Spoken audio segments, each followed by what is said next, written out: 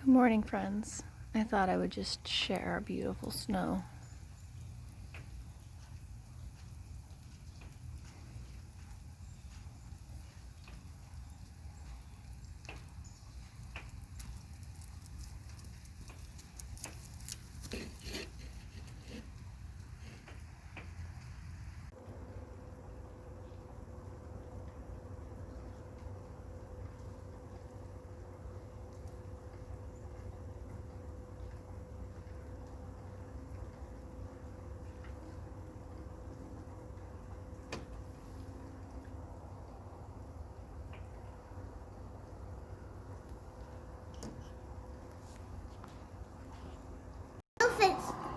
Yep, Aiden, go fix it. No.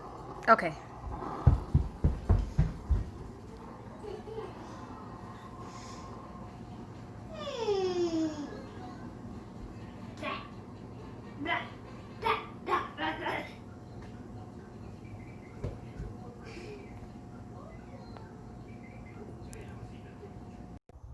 Hello, friends. I'm just out here with the tiny peoples, possibly building a snowman.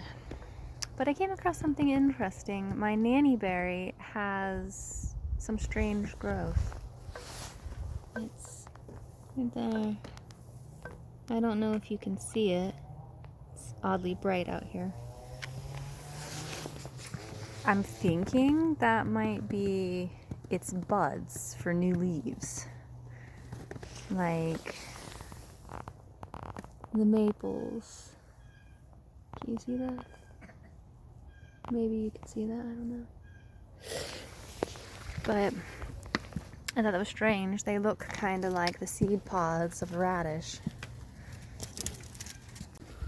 But we're just out here playing. Looks like somebody is chasing. Just throw snow at me. You little orange. Hey, you be nice to that Aronia. That's not being nice to that Aronia.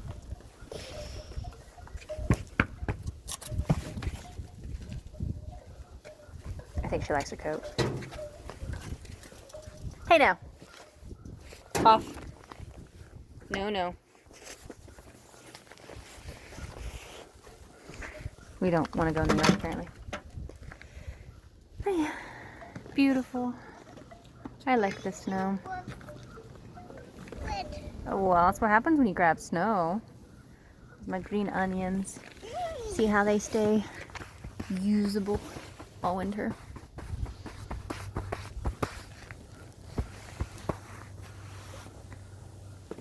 My trucks? But doing some research, I found out within the city limits of Delaware, I am not allowed to have farm animals. So no quail, no chickens, no bunnies. The only there's a word for this I can't think of. Exemption. The only exemption is 4-H. And that is only for a 7-month time span. So apparently the council voted on it in 2012 and it was unanimous. No farm animals. So sadly that even applies to people with an acre within city limits. Because on their website, that's what it says. If I have an acre, I can have chickens. 1 chicken per acre, which I thought was a bit excessive. But the city says no at all. So I need to find a way to dispute that. I have called and left a message with the person in charge of that particular zoning, but he is out with COVID. So I don't know when I will ever get a response from that.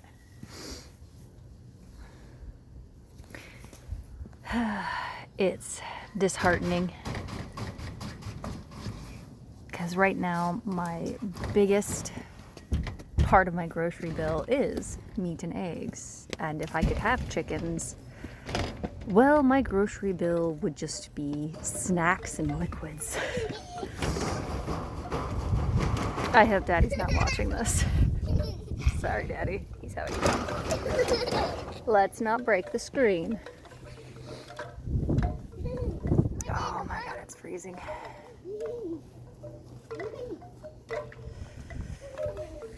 Oh, and those of you who helped me out with my sunchokes, yeah.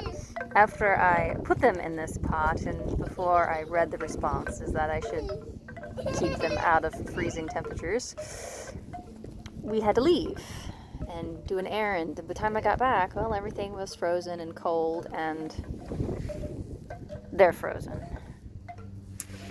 So, but you know, maybe they'll grow even though they slightly fermented. And if not, on the other side of that, they're growing. So, oh, to add to my rant, you like my driftwood? I like my driftwood.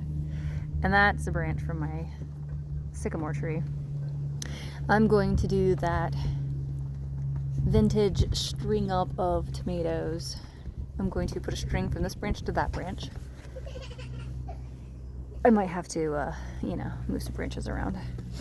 And then my trellis that I've been using for peas and cucumbers and beans, I'm going to put back up in the corner over here where I had it last year. And I'm going to have a string from it to this one. So I'll have 4 tomatoes there, 4 tomatoes here, and then the trellis I had over here with the peas, I'm going to put in here, and I'll put more tomatoes. So this is going to be all my Roma tomatoes for my putting away for winter prep.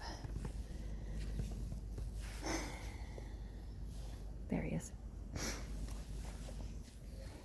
And then I'm having issues planning out my pumpkins.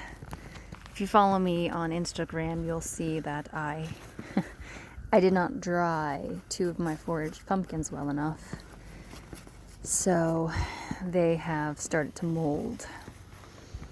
The one I took out and just gave them a really good scrub. And now I'm drying them again. I think I'm going to leave them out for a really, really long time. If they continue to mold, well, they're done. But theoretically, moldy seeds will still grow. Theoretically.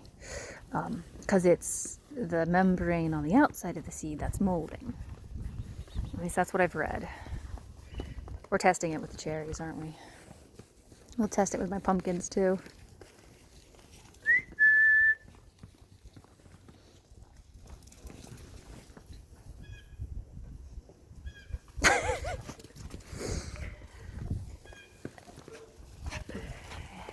But I'll see if my mom will let me plant a bunch of the fairy tales or the pink one, which I believe might be a Long Island cheese pumpkin.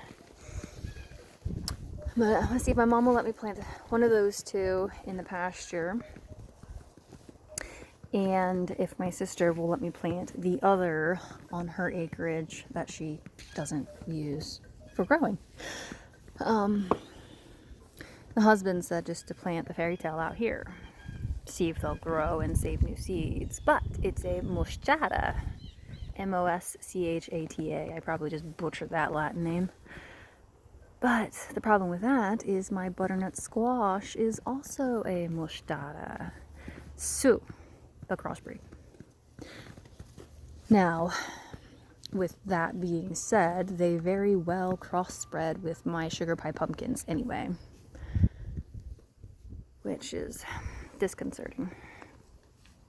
It would also explain why none of my butternut squash produced anything but 1 butternut squash, why said butternut squash looked questionable, and why my sugar pie pumpkins were so small and exceptionally delicious. Where is that? There she is. So, in all of my seed saving exchanging groups, I'm going to try to get my hands on some new butternut squash seeds. Alright, let's go outside. Or possibly just some new varieties. The husband's okay with the butternut squash. It hides well and stuff, especially curries. Oh my god, it's so good in curries. That's not coming inside.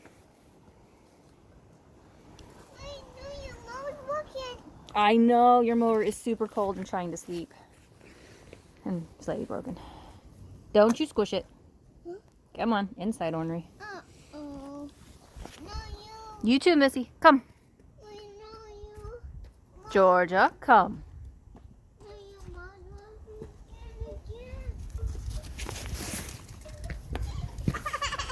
Bye, Doggy. Thanks for hanging out with us today, and I hope you like what you watched. If you did, please hit the subscribe button. It really helps us out.